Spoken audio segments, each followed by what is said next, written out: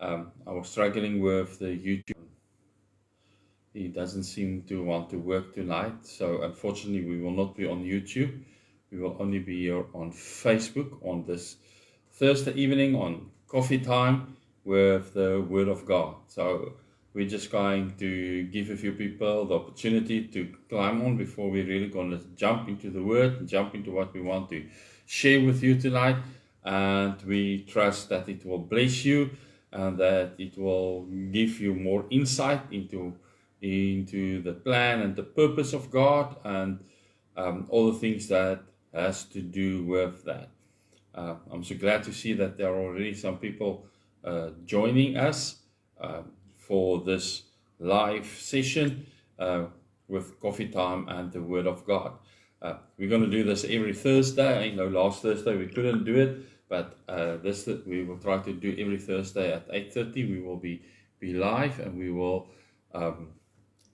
trust that every time that we come together that we will reach greater heights in Christ and in understanding of His Word and what He wants for us. So yeah, I'm just going to, before we're really going to jump, let me just share something about what we have said the last time. The last time that I spoke to you, we talked about the concept or the theory or the theology, whatever you want to call it, of universalism. And we asked the question whether it is really biblical or not. And then we looked a little bit at what it is and what it stands for.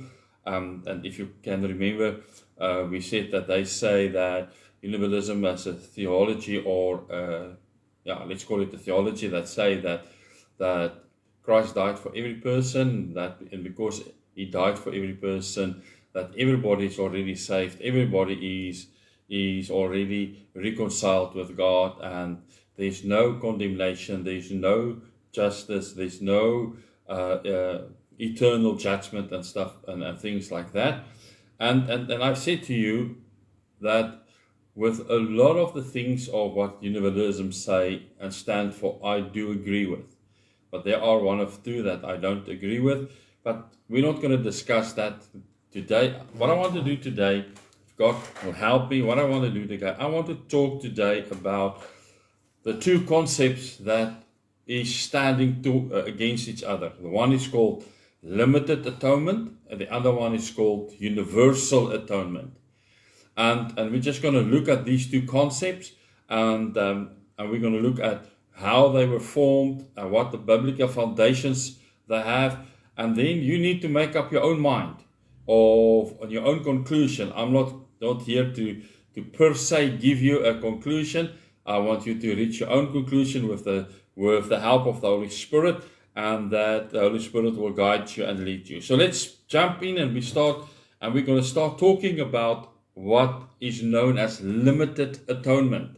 Limited atonement. Now, limited atonement is one of the 5 points of Calvinism. So, and these 5 points are mostly summarized by the acronym TULIP, T-U-L-I-P, and the L, right in the middle of it, stands for limited atonement. I'm not going to worry about and trying to tell you what the other stands for. We don't have the time for that. But it comes from the teachings of Calvin and Calvinism, and it is all about that acronym that he established, which is called the TULIP. It asserts that Christ's atonement on the cross was intended only for the elect. So those whom God predestined for salvation. So you can immediately hear it has a lot to do with the teachings of predestination, that certain people has been chosen beforehand. They were saved, and no matter what they do, they will be saved, and the others, doesn't matter what they do, they will never get saved. So they believe that Christ's atonement was for that specific group of people, the elect, and not for every individual in this world. And this doctrine is rooted in the broader theology system of the Reformed theology, which emphasizes God's sovereign grace in salvation. All right, so proponents of this limited atonement argue that Christ's sacrifice was designed to be effective for the salvation of a specific group, which they call the elect, and that his atonement fully secured their redemption, rather than merely making salvation a possibility for any other. That salvation is a guarantee for the elect. This doctrine is supported by numerous biblical passages that indicate Christ's atonement, and that Christ's atonement was in fact only for a certain group of people. And that's what we're going to look at now. We're just going to look at the biblical foundations, because and I almost want to say the scary thing about both limited atonement and universal atonement is that both of them have very strong biblical foundations. So they take it out of the Word of God. They interpret the Word of God in that way, and they look at mostly what Jesus has also said while he was on earth, and then they form the pictures that they are forming. So the first biblical foundation of limited atonement is that Christ's atonement was only for his own people. So they believe, and they will tell you, that the Bible repeatedly states that Christ's sacrificial death was only intended for a particular group of people, that which Christ called his sheep, his bride, or his church. So atonement was not a general provision for all humanity. It is a specific work of redemption for those who were chosen by God. And one of the principles that they stand on for this atonement is that Jesus died for his sheep. And they found that in John 10 verse 11. John chapter 10 verse 11, where Jesus said, I am the good shepherd, and the good shepherd laid down his life for the sheep. And also then in the same John verse 14 and 15, Jesus repeated to say, I am the good shepherd. I know my sheep, and my sheep know me, just as the Father knows me, and I know the Father, and I lay down my life for the sheep. So according to them, Jesus explicitly states here that he lays down his life for his sheep. He makes a clear distinction. Jesus makes a clear distinction, according to them, between those who belong to him and those who do not belong to him. For in John 10:26, Jesus tells the unbelieving Jews, but you do not believe because you are not my sheep. So this, according to them, strongly implies that his atonement was specifically for his sheep, those whom the Father had given to him, according to John 6 verse 37. So that is the first leg of Jesus being the atonement only for his people. The second argument that they use then is the fact that Jesus also, or Paul rather, declared that Jesus died for his church. And they found that in Ephesians 5 verse 25, where Paul wrote and says, husbands, love your wives. And then it says, just as Christ loved the church and gave himself up for her. So if you read it like that, it clearly seems that this verse tells you that Jesus gave his life up for only the church, which is the her that he refers to. So according to them, Paul then teaches us here that Jesus gave his life up for his bride. So this, for them, reinforced this idea that the atonement of Christ was specifically for those who belong to him. If Christ died for all people equally, they will say, then this analogy loses its meaning, because husbands are not called to love all women equally, but to love their wives in a unique way. All right, and the third leg that they used for Christ's atonement was for specific people, was that Jesus declared, or the declaration in the Bible that said that Jesus died for his people.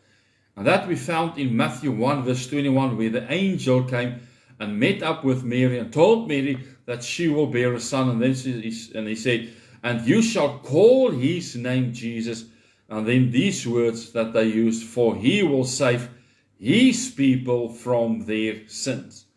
And so they go from the argument that say that the angel did not say that Jesus would make salvation possible for all people, but that he will make salvation possible, or that he will save his people. And for them, that is an intentional and effectual atonement, that it was for a specific purpose. All right, that is all about Christ's atonement was for the elect. Then the second biblical foundation that they built on is the fact that they say that the purpose of Christ's death was to secure actual salvation and not just to make it possible. So what they mean by that is that they say that for those who are saved, they are guaranteed, they are safe. There is nothing that those who are elected, they can live the way that they want, they can do what they want, they will always be safe. But it's not something that is possible for the other people. So this doctrine, in this doctrine, they argue that Christ's atonement actually accomplished salvation for his own people, rather than merely providing a potential salvation that depends on a human response, which the human response is that we must believe in him, and that we must act on him, and that we must accept him as our Lord and Savior. They say that is not the reason why Jesus died. His purpose was to guarantee and to make sure that the saved or the elect are saved. That they built around the concept of the certainty of redemption. And then they use scripture, because they use John 6. In John 6, verse 37 up to verse 39. John 6, verse 37 up to 39, it will say, all that the Father gives me will come to me, and whoever comes to me, I will never cast out. For I have come down from heaven, not to do my own will, but the will of him who sent me. And this is the will of him who sent me, that I should lose nothing of all that he has given me, but raise it up on the last day, according to them. In this passage, the Father affirms that what he has given to Christ, all of those will come to him, and none of those who have given to Christ will be lost. So if Christ died then, according to them, for all people indiscriminately, yet some are ultimately lost, his atonement would not have secured their salvation. However, according to them, Scripture teaches that Jesus' death guarantees the salvation of those given to him by the Father. And then they go and they will press this point by referring to the high priestly prayer of Jesus in John 17. And then they will say, John 17 verse 9, where Jesus prayed and he said, I am praying for them, referring to the disciples. But they said, I am not praying for the world, but for those whom you have given me, for they are yours. So according to them, Jesus makes a clear distinction here, that those who are given to him by the Father is different than those who are in the rest of the world. So this then supports their idea that his atonement was specifically for the elect, for a specific group of people. The third biblical foundation of their argument is that the atonement was a ransom for many, but not for all. All right?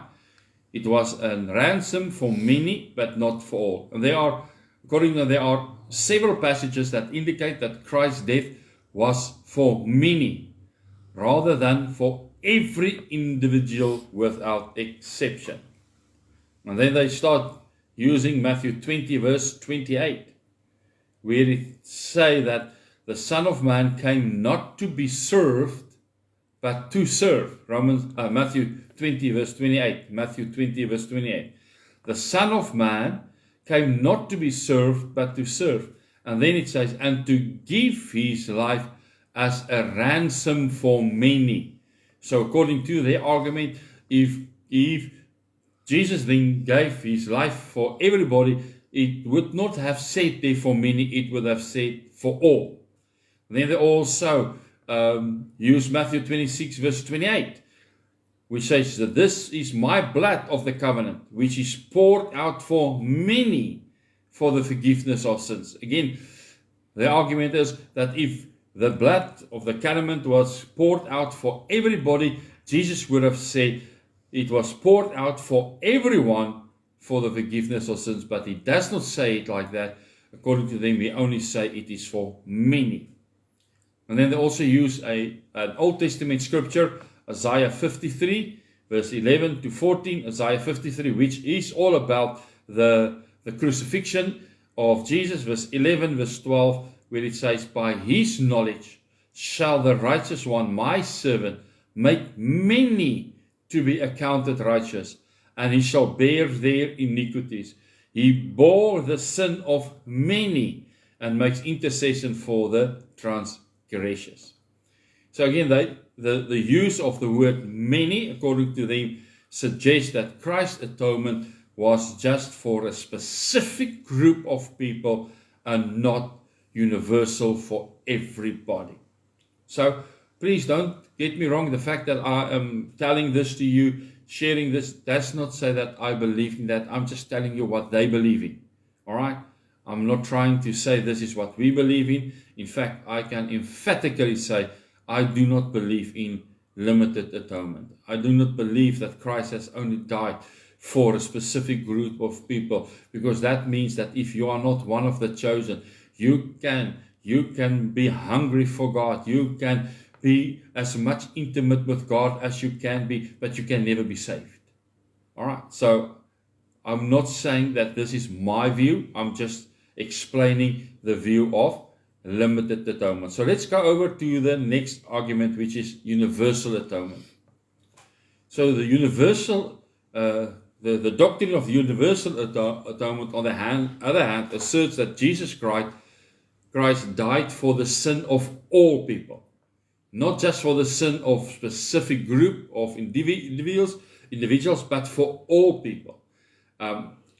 What is interesting is that their belief is actually associated with the Arminian theology. And the Arminian theology is actually not per se a Christian theology, but it is held by many within the broader Christian traditions. They have held this Arminian theology of that Jesus died for all. Now, the fundamental teaching of this universal atonement is that Christ's sacrifice on the cross made salvation available to every single human being, though it must be personally received through faith. And I think you can see how this doctrine stands in total contrast to limited atonement, which holds that Christ's atonement was intended only for a few elect. So there are certain biblical foundations also for universal atonement. So let me just quickly go through that also for you so that you can get the full picture. It does not help that I only give you all the biblical foundation for the limited atonement. I must also share with you out of the Word of God where they get this universal atonement, and then you need to make your own decision. First of all, they will say Christ died for the sins of the whole world. And that is one of the strongest arguments of universal atonement. And it comes from the specific sections in the Bible or scriptures in the Bible that state that Christ's atoning work was for the entire world. And the first one that they use is John 3 verse 16, which says that God so loved the world. God so loved the world. And that word the world, is the word cosmos. That means everything in the world. That's not just the world, the system. That's everything that is in this world. That he gave his only Son, that whoever believes in him should not perish but have eternal life. If you can remember, I've said to you 2 weeks ago when we spoke about this universalism, that they take it one step too far in my eyes and my view, in the fact that they say that you as a person have no choice literally in your salvation, because Christ has already bought your salvation. You are already saved, regardless whether you serve Him or not. But the Word tells me clearly that it is only those who believes in Him that will receive the eternal life. So there is something that we as humans must do in order to receive the full atonement of what Christ has done. So according to them, this verse declares that God love extends to the entire world, which I 100% agree. God loves the entire world. There's not one thing in the entire world that God does not know, one that God does not love. He loves everything. And then the phrase, whoever believes, implies that salvation is made available to all, but it is conditioned in the fact that you must have faith in the atonement work of Christ. Rather than being restricted only to a predetermined elect, you need to have faith. You need to have to believe in. The second verse that they use is 1 John 2 verse 2, which talks about God, Christ is the propitiation of the world. It says He is the propitiation for our sins, and not for our sins only, but also for the sins of the whole world. So that is what He is the propitiation for. So John comes and he explicitly states that Christ's atonement extends beyond just mere believers. It's not just for us only. It is for the whole world that this atonement has been extended to. And this strongly suggests that Jesus Christ was not limited, but was intended for all humanity. The next verse that they will use is 1 Timothy 2 verse 6. 1 Timothy 2 verse 6, which will say, who gave Himself as a ransom for all, which is the testimony given at the proper time. So this is interesting because we have just seen in the limited atonement that there are more than one verse where it says that the ransom was for many. But here Paul comes and he clearly states that Jesus gave Himself as a ransom for all. The atoning work was for all, leaving no room for the idea that His death was limited to a particular group. All right, so that is the part that they say that God has died for all the sins of all the world. The second foundation that they are built upon is the fact that they say that God desires for all to be saved. If Christ's atonement was only for a limited group, it would contradict a lot of passages indicating that God's purpose was a universal salvation. For instance, 1 Timothy 2 verse 3 to 4. 1 Timothy 2 verse 3 to 4. It will say, this is good and it is pleasing in the sight of God our Savior, who desires all people to be saved and to come to the knowledge of the truth. So I need just to reiterate it clearly. Although universalism will say that you are already saved, you don't have to worry, God still says in His word, I desire for all, although He have already paid the price for the sin of all. He already reconciled everybody in this world with Himself, but He still have a desire that everybody needs to be saved. So that means that although He has already paid the price, already have paid the ransom, already have reconciled us with Him, we still need to accept that. We still need to accept His salvation and His atoning work. So God's desire for salvation then extends to every person. Doesn't matter what your ethnic group is, doesn't matter what your culture group is, doesn't matter what anything of you is. God desires for all people in this world to be saved, which then is a clear indication that God's atonement was universal. If God's will is for all to be saved, then it is reasonable to conclude that God's sacrifice was intended for all. And then they also use 2 Peter 3 verse 9, which say that the Lord is not slow to fulfill his promise. That's 2 Peter 3 verse 9. The Lord is not slow to fulfill his promise, as some count slowness, but is patient toward you, not wishing that anyone should perish, but that all should reach repentance.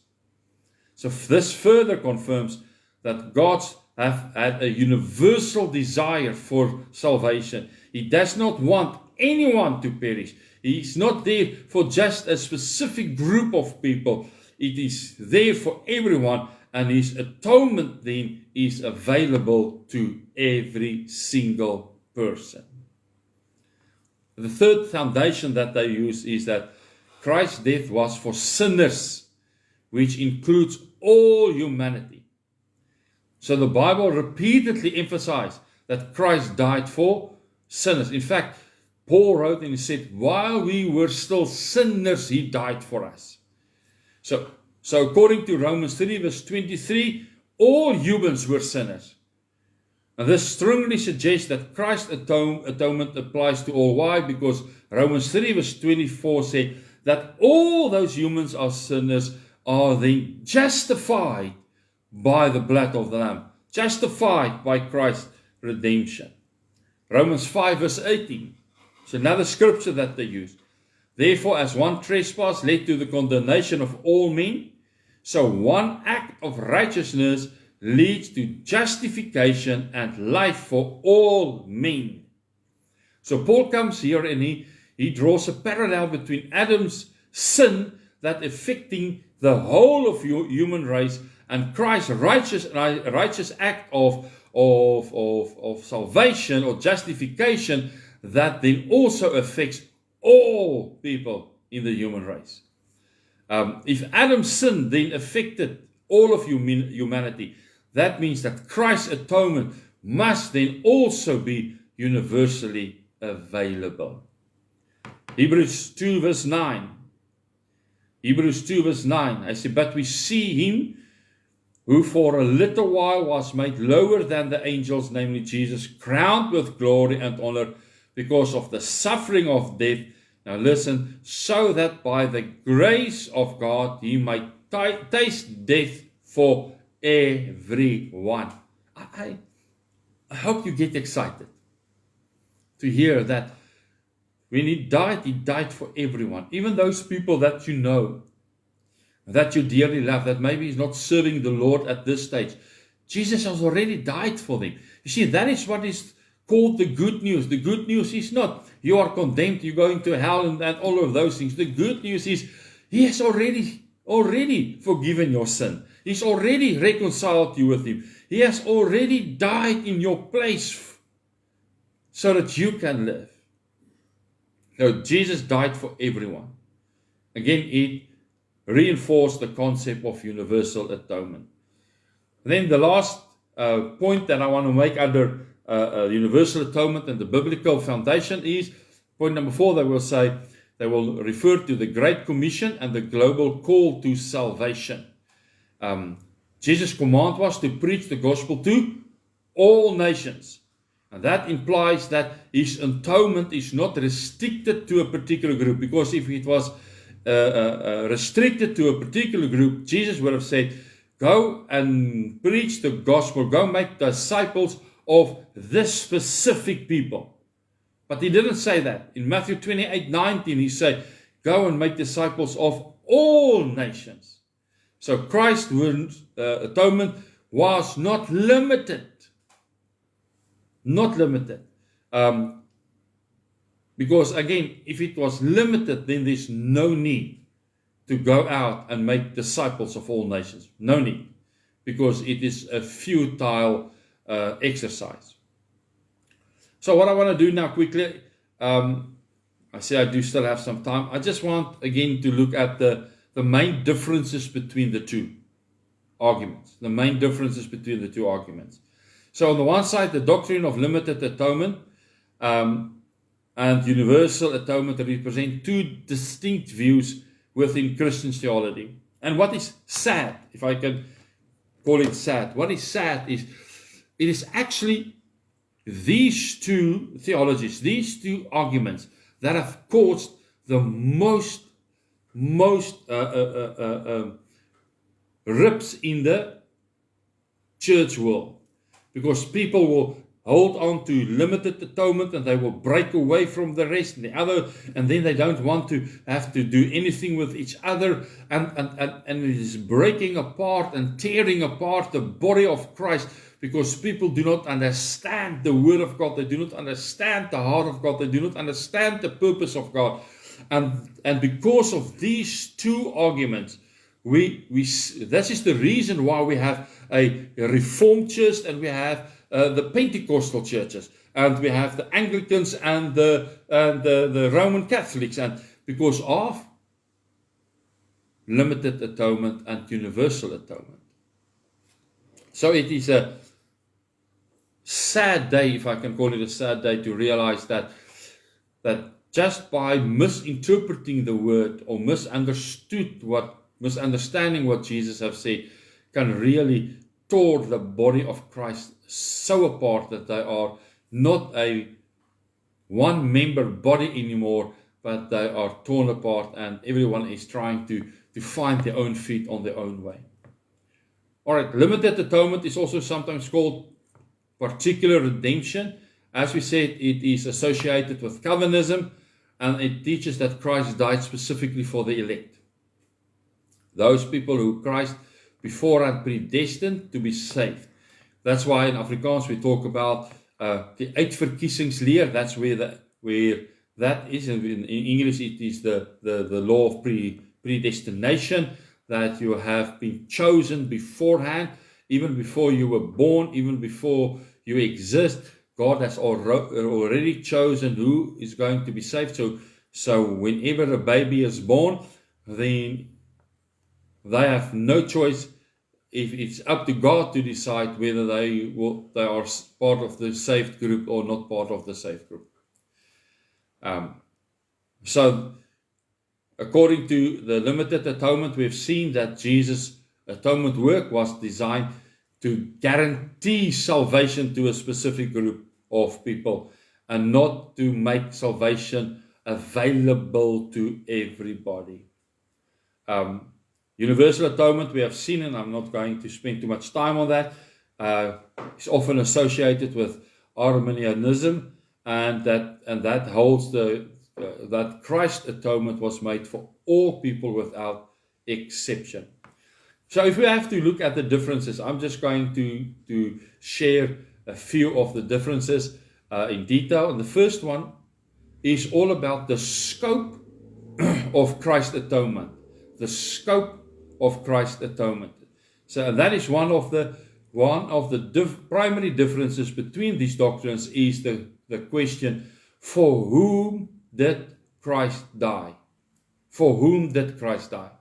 So limited atonement will say that Christ died, as we have said it quite a few times now, only for a special elect few. Whoever is elected, whoever is chosen at birth to be part of his people, he only died for them. As we have seen in John 10, we said that he lays down his life for his sheep. I'm not going to repeat all of the sections that I've mentioned. You can look at that yourself. Universal atonement, on the other hand, will say that Christ died for all people. Every human being is included in the death and the resurrection of Christ. And we have had all of that different scriptures that will tell you that. Then the second big difference between the two arguments is the effectiveness of Christ's atonement. The effectiveness of Christ's atonement. And the question is whether Christ's atonement actually saves people or does it merely make just salvation possible to people? So for the limited atonement group, they will clearly say that the death of Christ was never to merely make salvation possible, but was actually to secure salvation for the group that has been the called out ones, the elect, the group that has been chosen to be these people. And we have looked at a lot of scriptures also in connection with that which they use to claim to claim that Christ's atonement was only for those, to secure, to guarantee salvation for only a few people. Universal atonement will say Christ's atonement made salvation possible for all people, but it does not guarantee it. All right. So there's a big difference between the two, because in the one they will say your salvation is guaranteed. In limited atonement, if you are part of the elect group, your salvation is guaranteed. Universal atonement says, but God made salvation possible for everyone, but it's not guaranteed. Why? You still have to believe. You still have to believe. You must believe that you have already been saved. You must believe that your sins have already been forgiven. You must believe that you've already been reconciled with God. You must believe that He already died for your sin. You must believe that you are sinless. You must believe that you are perfect in His eyes. You must believe in the Son. That is the only thing that guarantees our salvation, is our faith in the finished work of Christ Jesus. That's why Jesus has said in John 3 verse 36, whoever believes in the Son has eternal life. And whoever does not believe in the Son shall not see life, but the wrath of God remains on them. Sorry. So salvation is available for everybody. It's there. It's already been prepared. It's a free gift, the Bible tells us. But we still need to believe. We still need to take hold of it. In Hebrews 2, we've seen where he said that He has tasted death for everyone. So Jesus died for everyone. The third and last difference that I want to share with you between limited atonement and universal atonement is the relationship between atonement and the human free will. That relationship. And this is a crucial difference between these two views. And that has to do with the free will of people in salvation. Limited atonement will say that salvation is entirely a work of God. Excuse me. Limited atonement is entirely a work of God. It is rooted in what is called monergism, which teaches that salvation is entirely the work of God. Those whom God elects will inevitably come to faith because of His sovereign grace. And then they use John 6 verse 44 that will say, no one can come to me unless the Father who sent me draws him. So they believe that if you are chosen, somehow God will draw you and you will save. Your salvation is guaranteed. You don't have to do anything about it. You don't have to do anything else. It is already guaranteed. Universal atonement say that salvation requires human cooperation. And that human cooperation they say that is associated with synergism, which teaches that salvation involves two things: the grace of God and the free will response of human. I mean, God has given Adam from the beginning a free will to choose. And God has stood in front, or not in physically in front, but he confronted the nation of Israel more than once in the desert and said, I give you a choice. choose life or death. So free will has always been part of salvation. And God has put these two together, the grace of God and the free will of God, to work in synergy with each other, so that salvation that has already been bought, already received, can now be manifested in everybody's life. So that is in short, I hope it was short enough, that is in short what the differences is and what the two different types of viewpoints are. One say only the elect will be saved, and they, according to them, they do have scripture for that. And then the universal will say no. Salvation is there for everybody. It's not guaranteed for everybody. It's there for everybody. We need to use our free will. We need to use our free will in order to partake and be part of that salvation, which already have been brought for us. So that is, I almost want to say that's my story for tonight. I hope that, I know I went maybe a little bit fast through everything, but I hope that you have learned something tonight. Learned something about the grace of God, that He loved us so much, that He already have put everything in place for every person in this world to receive the full salvation that Christ bought on the cross. And all that it takes is believe. Whoever believes in the Son has eternal life. Whoever does not believe in the Son do not have life.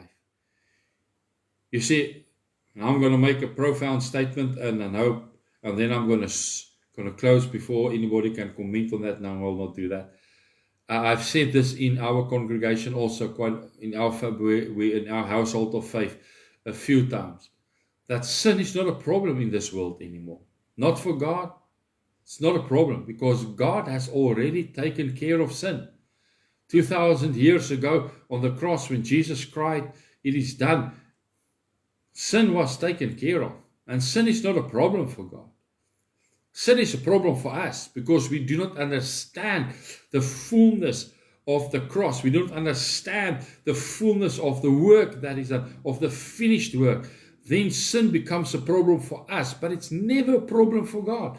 That's why, and I make this statement, that's why I believe that no one will finally perish forever because of sin.